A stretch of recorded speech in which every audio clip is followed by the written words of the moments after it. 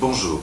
Aujourd'hui, j'ai le plaisir de vous présenter quelqu'un que je connais de très très longue date, Marcel Barthelemy, qui était militant syndical, nous le connaissons depuis près de 40 ans, mais qui a été pionnier dans beaucoup de domaines, militant syndical au plus haut niveau, je viens de le dire, mais militant dans beaucoup de domaines comme les coopératives, les radios libres, les associations de consommateurs et bien d'autres. Marcel Barthelemy. Jean-François Istas, je le connais, comme il vient de le dire, depuis plus de 40 ans. Nous sommes connus dans le milieu syndical, dans le monde syndical, puisque nous étions dans des centrales professionnelles de la UGTB. Donc nous étions des gens de terrain et on y a quand même fait carrière en restant quand même des élus de la base, ce qui est peut-être un peu moins vrai aujourd'hui, la technocratie ayant pénétré quand même un peu le monde syndical aussi, comme en politique d'ailleurs. Mais ce que je crois avec Jean-François Istas, c'est qu'il faut garder quand même le lien avec le monde ouvrier, le monde syndical et les travailleurs en général. Ce qui se passe aujourd'hui dans le monde du travail est plus que grave. On a une désindustrialisation prononcée qui touche non seulement notre région, la Wallonie, et même une bonne partie de l'Europe.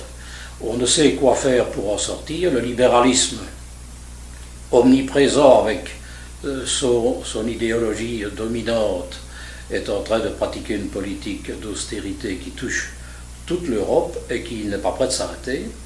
La pression qui est exercée sur le budget public est telle qu'au niveau de ce qu'on va demander demain aux travailleurs, ça devient complètement insupportable. C'est encore heureux qu'on n'ait pas eu de révolte par-ci par-là, parce qu'à une autre époque, c'est ce qui se serait probablement passé, et le mouvement syndical aurait dû embrayer dans ce cas-là.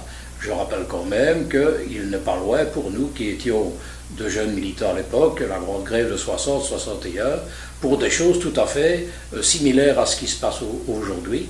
L'austérité qu'on voulait nous imposer par la loi unique, ce sont aujourd'hui les normes budgétaires imposées par l'Union européenne, avec des thèses complètement libérales.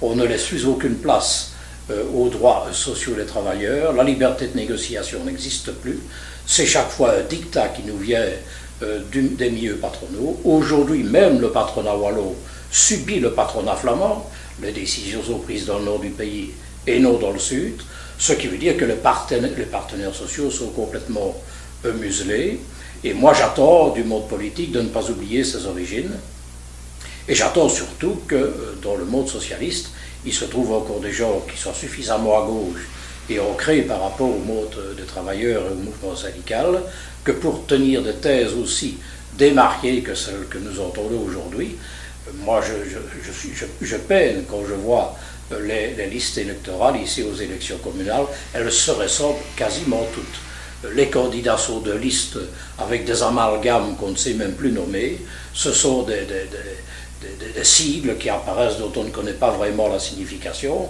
et encore moins le contenu en termes de programme.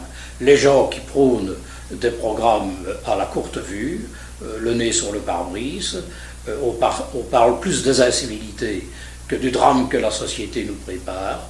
Je pense qu'il y a moyen de faire mieux que de parler tout le temps de la sécurité. La plus grande des sécurités, me semble-t-il, c'est de donner un emploi à tout le monde, un statut social à tout le monde, et permettre aux enfants d'être scolarisés, ce qui n'est plus le cas aujourd'hui.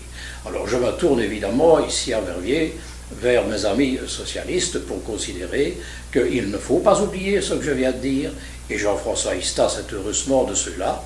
C'est quelqu'un qui n'a pas oublié d'où il vient.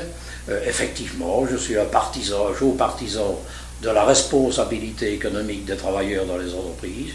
Je suis pour plus de démocratie pour les travailleurs dans les entreprises. Le dictat patronal a montré ses limites. Il faut essayer de faire en sorte que maintenant il y ait une meilleure considération des travailleurs dans la dimension économique pour qu'ils puissent s'exprimer professionnellement et peut-être essayer de sauver leur emploi, parce qu'aujourd'hui il est terriblement menacé. Donc l'économie sociale pour moi est un vecteur de progrès dans le domaine économique, dans la démocratie économique, ce qui est loin d'être le cas aujourd'hui, puisque dans les sociétés multinationales, nous avons plutôt un système pyramidal, militaire, avec une hiérarchie, mais qui nous conduit droit dans le mur. Il faut rendre vie à l'économie pour la rapprocher de l'homme, une économie réelle, comme on dit, une économie qui ne se laisse pas manipuler par les spéculateurs, par les financiers qui sont on ne sait où, et il serait temps peut-être que même au niveau des communes, on puisse retrouver une certaine forme d'initiative. Je sais que les communes n'ont pas un grand pouvoir dans le domaine économique, mais pourquoi est-ce qu'on leur envoie des chômeurs demain au CPRS parce qu'on les aura exclus du chômage?